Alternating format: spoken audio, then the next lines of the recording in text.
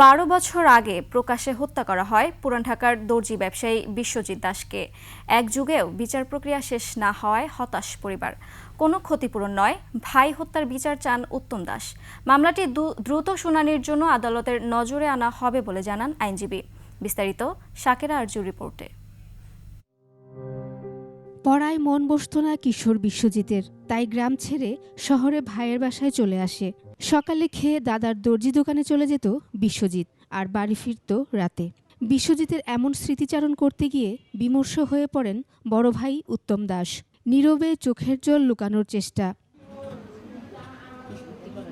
2012 সালের 9 December BNP নেতৃত্বাধীন 18 দলের অবরোধ কর্মসূচি চলাকালে শিবির সন্দেহে ছাত্রলীগের কর্মীরা পুরান ঢাকার ভিক্টোরিয়া পার্ক এলাকায় প্রকাশ্যে কুপিয়ে হত্যা করে বিশ্বজিৎ দাসকে। বিশ্বজিৎকে কোপানোর এ ভিডিও দেখে সেদিন আঁতকে উঠেছিল দেশবাসী। প্রায় 12 বছর ধরে চলছে বিশ্বজিৎ হত্যার বিচার কাজ। চূড়ান্ত রায় না পেয়ে হতাশ তার পরিবার, তাই মামলার খোঁজ খবর নেয়ারও আগ্রহ নেই ভাই উত্তমের। কোনো বিচারই তো পাইনি। বিচার কি? এই জজ কোর্টে রায়, হাইকোর্টে যে মুক্তি পায়, ভাই তো আর পাবো না, কিন্তু অন্তত বিচারটা হইলে অন্তত আমাদের মনের দিক দিয়ে অন্তত একটু শান্তি পাইতাম যে না, আমার ভাইয়ের বিচারটা পাইছি। ক্ষতিপূরণ কখনোই না। এটা আমরা যেভাবে আছি, ডাইল ভাত খাইয়া বাইচা থাকলেই আমরা অল্পতেই খুশি। উত্তম জানান, তার বাবা মায়ের একটাই ইচ্ছে, মৃত্যুর আগে যেন ছেলে হত্যার বিচার দেখে যেতে পারেন।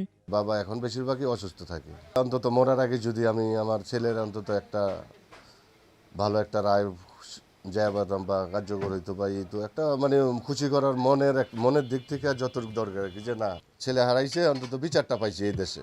Double million offer Walton fridge কিনে পেতে পারেন 20 লক্ষ টাকা, রয়েছে কোটি কোটি টাকার নিশ্চিত উপহার। আসামি পক্ষের আইনজীবী বলছেন, মামলাটি দ্রুত শুনানির জন্য আদালতের নজরে আনা হবে।